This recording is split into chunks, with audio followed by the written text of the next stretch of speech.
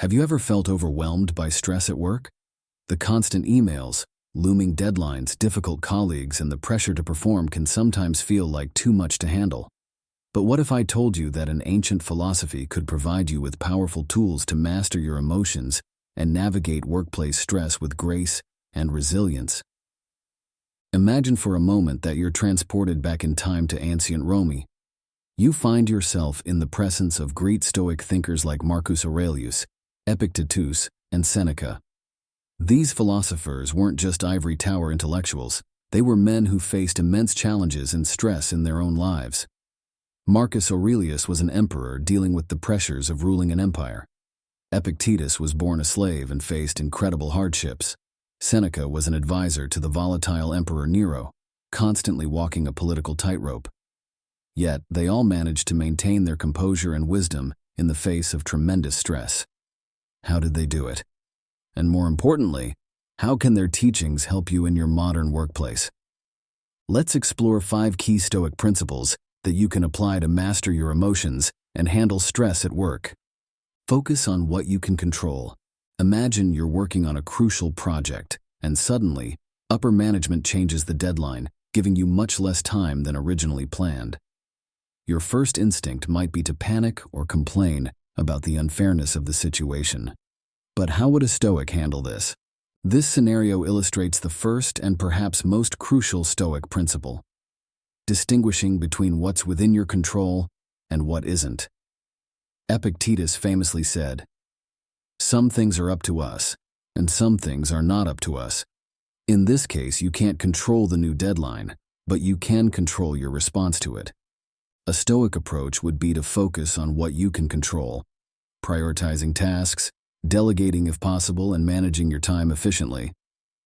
By shifting your focus to these aspects, you'll feel more empowered and less stressed. And in the workplace, there's a lot that's outside of your control. Your coworkers' attitudes, your boss's decisions, company policies, or even global economic conditions that might affect your industry. Stressing about these things is not only unproductive, but harmful to your well-being. Instead, focus your energy on what you can control: your own thoughts, attitudes, and actions. Next time you feel stressed at work, pause and ask yourself, is this within my control? If not, practice letting it go. If it is, focus on what actions you can take to address it. Practice negative visualization. Let's say you have an important presentation coming up next week. Take a moment to imagine it going poorly. Your slides malfunction, you forget key points, and your audience seems disinterested. How would you handle each of these scenarios? This exercise might seem counterintuitive. Why focus on things going wrong? But this practice, known to the Stoics as negative visualization or premeditatio malorum, serves several valuable purposes. It helps you mentally prepare for challenges, appreciate your current situation, and often reveals that you can handle more than you think. By regularly contemplating worst-case scenarios in your work life, whether it's losing your job, making a major mistake on a project, or facing a difficult confrontation with a coworker, you're building resilience. Plus, when things go well, as they often do, you'll have a greater appreciation for the outcome. Take a few minutes each week to imagine a challenging work scenario.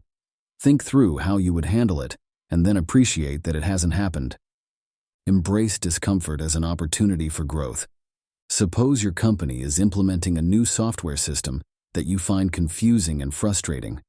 Your colleagues are struggling with it too, and there's a general sense of discontent in the office. How might a Stoic view this situation? The Stoics believed that obstacles and discomfort were not just inevitable parts of life, but opportunities for growth and virtue. Seneca said, "Difficulties strengthen the mind, as labor does the body." In this scenario, instead of complaining or resisting the change, a Stoic approach would be to embrace it as a growth opportunity. By tackling the challenge of learning the new system, you're not only expanding your skill set, but also practicing patience, perseverance, and adaptability. These qualities will serve you well beyond this specific situation. Plus, by mastering the new system, you're making yourself more valuable to your team and potentially opening up new career opportunities. In your work life, try reframing stressful situations as chances to develop your skills and character. That challenging project? It's an opportunity to expand your capabilities. A difficult coworker? They're helping you practice patience and communication skills. Next time you face a stressful situation at work, ask yourself, what can I learn from this? How can this help me grow? Practice mindfulness and present moment awareness. Picture yourself in a team meeting. As your colleague is presenting, you find your mind wandering to your growing to-do list. You start worrying about an upcoming deadline and replaying an earlier conflict with a coworker. Before you know it, the meeting is over, and you've barely registered what was discussed. Sound familiar? While the Stoics didn't use the term mindfulness, their philosophy emphasized the importance of being fully present and aware. Marcus Aurelius advised, concentrate every minute on doing what's in front of you with precise and genuine seriousness.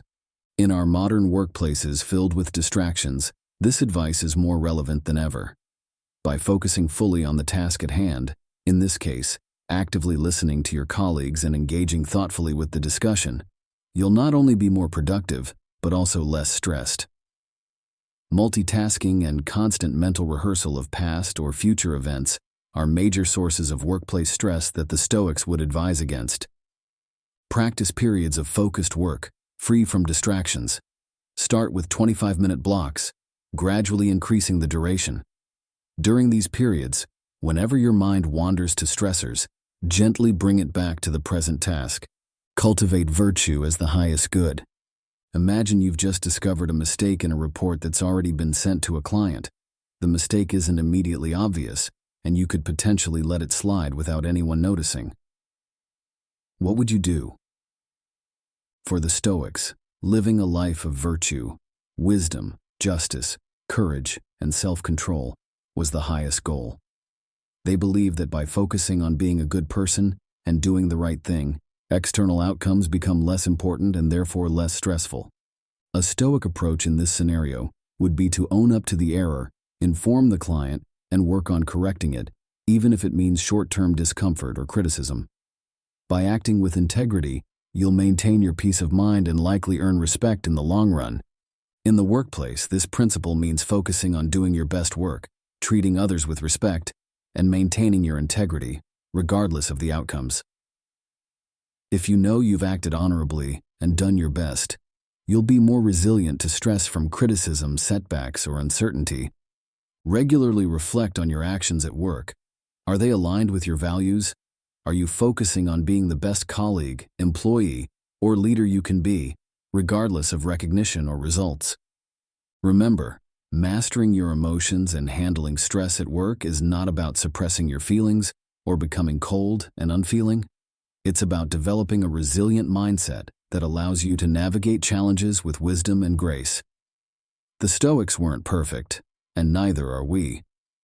This is a lifelong practice, and every stressful situation at work is an opportunity to apply these principles and grow stronger. If you found value in these Stoic strategies for handling workplace stress, don't keep them to yourself. Share this video with a colleague who might benefit from a bit of ancient wisdom. And if you want to dive deeper into practical philosophy for modern life, hit that subscribe button. Until next time, stay curious and stay resilient.